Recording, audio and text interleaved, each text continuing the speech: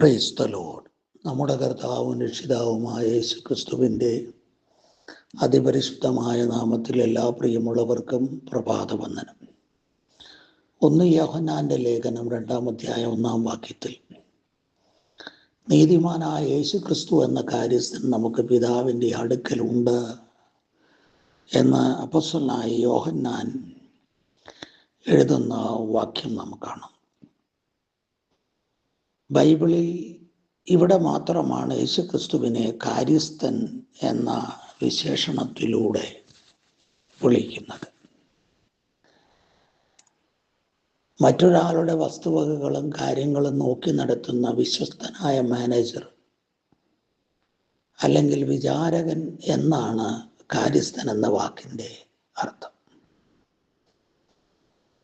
യേശു കാര്യസ്ഥനാകുന്നു എന്ന് പറയുന്നത് ദൈവത്തിൻ്റെ ഹിതപ്രകാരം ഈ ഭൂമിയിലെ ദൗത്യം ഏറ്റവും വിശ്വസ്തയോടെ നിർവഹിച്ച വ്യക്തി എന്ന അർത്ഥത്തിൽ കൂടെയാണ്.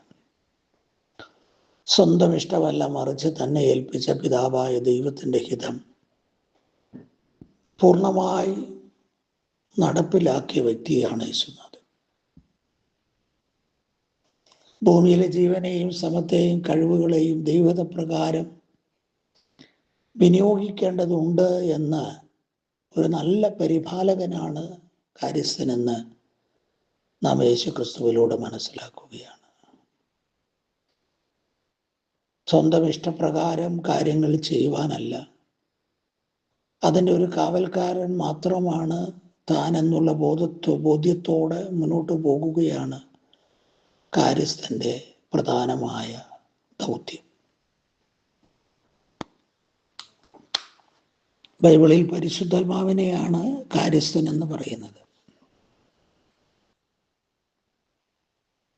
യേശു കർത്താവിൽ വിശ്വസിക്കുന്ന ഒരാളെ അവൻ്റെ ജീവിതത്തെ പണിതെടുത്ത് പിതാവിൻ്റെ സന്നിധിയിൽ നിർത്തുക എന്നുള്ള വലിയ ദൗത്യം പരമേൽപ്പിക്കപ്പെട്ട വ്യക്തിയാണ് പരിശുദ്ധാത്മാവെന്ന കാര്യസ്ഥൻ. യേശുക്രിസ്തുവിനെ കാര്യസ്ഥൻ എന്ന് പറയുമ്പോൾ അർത്ഥമാക്കുന്നത് ദൈവം ഏൽപ്പിച്ച ദൗത്യം വിശ്വസ്തയോടെ ചെയ്ത ഒരു വ്യക്തി. നമ്മെ കറയില്ലാതെ, ചുളുക്കമില്ലാതെ, മാലിന്യമുള്ളവരാക്കി ഇല്ലാതെ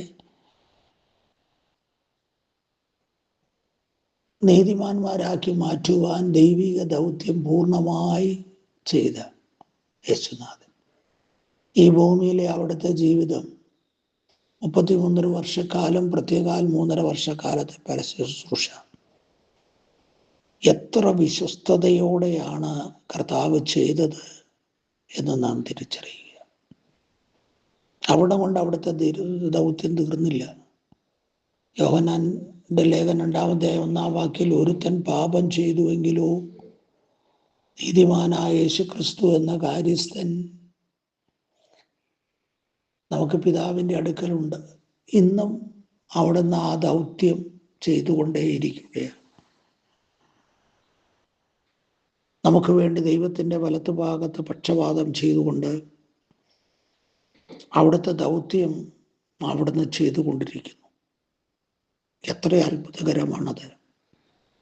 സകലത്തിൻ്റെയും ഉടയവനും നാഥനുമായ രാജാതിരാജാവും കർത്താതി കർത്താവുമായ അവിടുന്ന് ഒരു കാര്യസ്ഥനെ പോലെ അവനയിൽ ദൈവിക ഹിതത്തിൻ്റെ നിർവഹണം നിർവഹിക്കുന്ന ആ പ്രവൃത്തി അത് എത്ര അത്ഭുതകരമാണല്ലേ! ഇന്ന് പ്രഭാതത്തിലും പിതാവിൻ്റെ വലത്തുഭാഗത്ത് നിന്നുകൊണ്ട് ആ പ്രവൃത്തി തുടരുന്ന യേശുനാഥൻ നമുക്കെല്ലാം മാതൃകയാണ്. ഒന്ന്, നമുക്ക് വേണ്ടി പക്ഷപാതം ചെയ്യുന്ന യേശു ഉണ്ട് എന്നുള്ളത്, നമുക്കൊരു കാര്യസ്ഥൻ ഉണ്ട് എന്നുള്ളത് ഒരു ധൈര്യമാണ്. മൈനറായ ഒരാളെ പരിപാലിച്ച് മേജറാക്കി മാറ്റി അവകാശങ്ങളെ അവൻ്റെ കയ്യിൽ കൊടുക്കുക എന്നുള്ള ദൗത്യം ഒരു വിചാരകനുണ്ട്. ആ ദൗത്യം യേശുനാഥൻ ചെയ്യുകയാണ്. മാത്രമല്ല, യേശുനാഥൻ ഈ ഭൂമിയിൽ നല്ലൊരു ഗൃഹവിചാരകനായിരുന്നു, കാര്യസ്ഥനായിരുന്നു.